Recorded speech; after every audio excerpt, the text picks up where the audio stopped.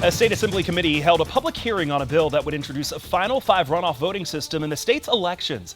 The bill received nearly 5 hours of testimony and also had former members of Wisconsin's congressional delegation to speak in support of the legislation. Our political reporter Dariel Fair walks us through some of the bill's provisions. Dariel. A proposal that would alter Wisconsin's elections is now making its way through the state legislature. The bipartisan measure aims to establish a Final Five system that would require candidates to run in the primary. The top 5 candidates receiving the most votes would move on to the November general election.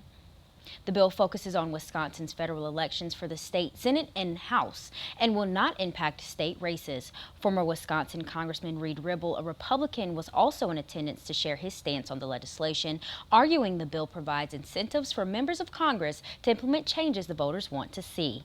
The proposal has received bipartisan support in both chambers, but some Republicans have shown opposition towards the Final Five voting system. Senator Dewey Strobel doubling down on his claims that a top 5 primary undermines the principle of one person, one vote.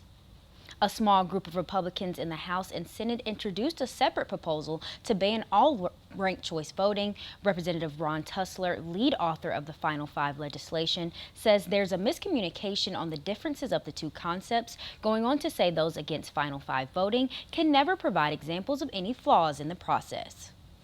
I think it's folks that are looking at bad situations regarding ranked choice and saying that there's no way that any sort of ranking system could ever be a benefit and ever be a good system.